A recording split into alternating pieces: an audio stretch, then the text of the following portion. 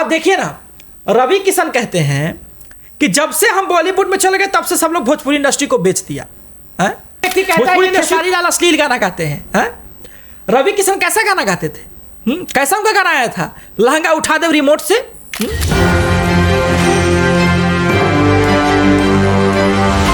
नमस्कार, बहुत बहुत स्वागत है आपका। एक न्यूज़ 24 देख रहे हैं आप और मैं हूं आपके साथ ड्यूटी। देखिए, अभी बिहार चुनाव आने वाला है और इतनी गर्मियां बढ़ गई है राजनीति की कि कुछ कहा नहीं जा सकता है। इसी बीच बात करेंगे खेसारी लाल यादव की। तो यूँ तो राजनीति में हजारों उतरे हैं, एक्टर उतरे हैं, नेता उतरे हैं, लेकिन जब से खेसारी लाल यादव राजनीति में आए हैं बयानबाजियाँ तेज हो गई है। कई भोजपुरी एक्टर या बीजेपी सांसद बोल सकते हैं, मैं नाम नहीं लूँगी, नाम हमारे साथ जुड़े हैं सहयोगी, इन सारी बातों पे डिस्कस करेंगे जो कि इन पे कमेंटबाजी हो रही है, तंज कसा जा रहा है खेसारी लाल यादव पे। तो साहिल जी, जिस तरह से देखा जाए तो खेसारी लाल यादव पे लगातार नचनिया बजनिया का दाग लगा दिया जा रहा है। किनके द्वारा लगाया जा रहा है, थोड़ा सा जनता को बताइएगा।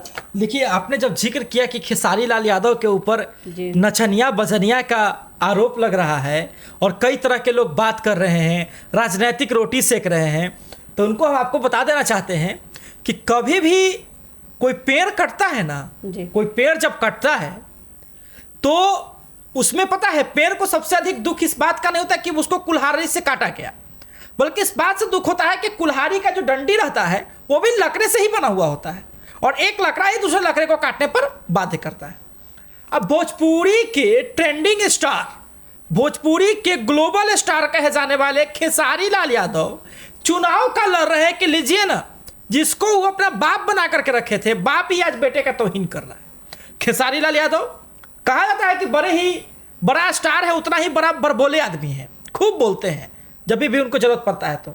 लेकिन जिन जिन लोगों ने इन पे आरोप लगाए हैं, जिन जिन लोगों को ये बताते हैं, पवन सिंह को बड़े पिता समान बताते हैं, बड़े भाई समान बताते हैं, रवि किशन जी को बताते हैं, मनोज तिवारी को बताते हैं, निरहुआ को बताते हैं, और सब लोग अब इनके पीछे पड़ गए।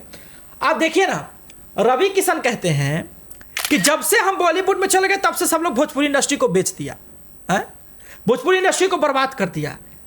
तो एक बात बताइए कि भोजपुरी इंडस्ट्री जब पहले से आबाद थी तो किसके बदौलत थी, और आज क्या भोजपुरी इंडस्ट्री आपके बदौलत आबाद है? आप तो जाके बॉलीवुड में फिल्म कर रहे हैं, आप तो सांसद बन चुके हैं। आज तो यही कलाकार है ना जो यहाँ पे भोजपुरी इंडस्ट्री में टिके हुए हैं जी। दूसरे एक व्यक्ति कहते हैं कि वो नचनिया बजनिया है, तो ठीक है, आप नचनिया बजनिया खेसारी लाल को कह दिए। एक व्यक्ति कहता है कि खेसारी लाल अश्लील गाना गाते हैं। रवि किशन कैसा गाना गाते थे?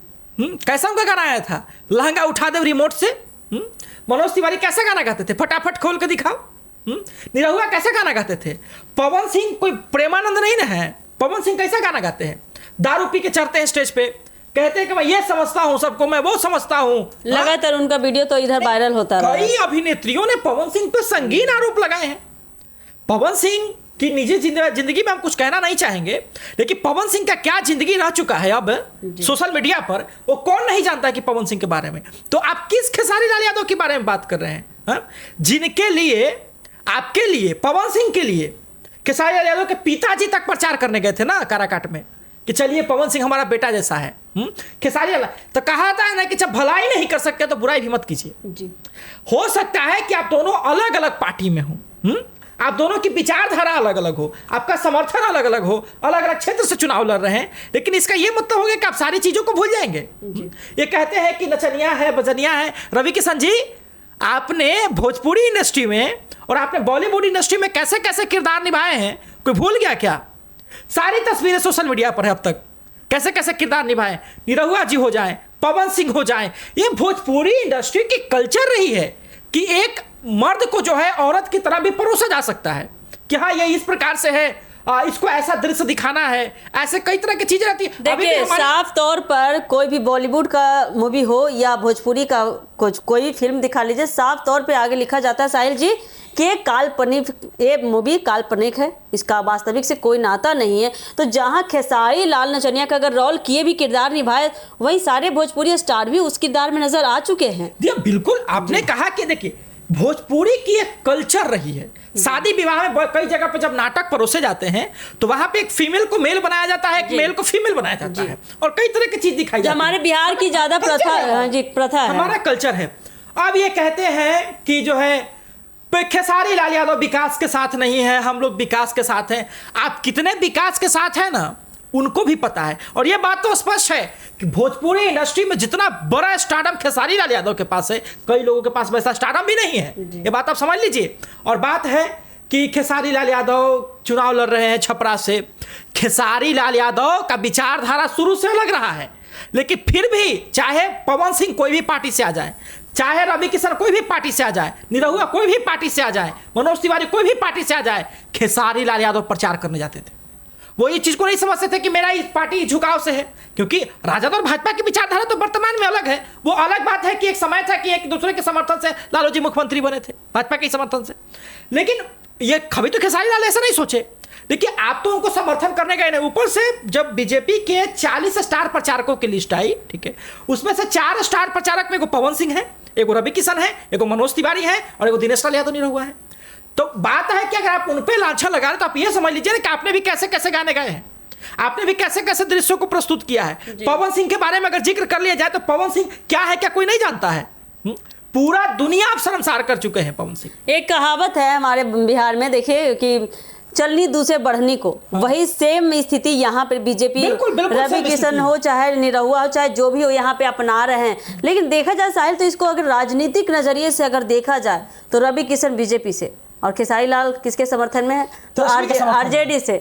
तो ये बहुत बड़ा वोट बैंक साधने का कोशिश किया जा रहा है कि देखिए, अगर खेसारी लाल का अगर स्टारडम इतना बड़ा है तो कहीं नहीं कहीं आरजेडी आने वाले चुनाव में चुनाव जीत सकती है। इसलिए इस पर इस तरह का तंज कसा जा रहा है। देखिए, आप बताते हैं कि ये लोग जो बताते हैं, अब मनोज तिवारी जी का आप कई को डिबेट देखिएगा ना, कैसे वो मामला को पलट देते हैं, कैसे वो बातों को पलट देते हैं और कैसे चीज़ों पा सकते हैं। ये सब सिखाए हुए रटे हुए लोग हैं, समझे? ये सब मामला को, एजेंडा को, टॉपिक्स को रटे हुए लोग रट जाते हैं। यही बस चलाना है, यही बस चलाना है, वो कर देते हैं। अच्छा, दूसरी बात है कि रवि किशन की बात करता है। कुछ दिन पहले जीएसटी रिफॉर्म पर खूब बात बोल रहे थे। अरे 100 रुपया का सामान अब आपको 40 रुपया मिलेगा, अब 60 रुपया मिलेगा। कहाँ मिल रहा है जी?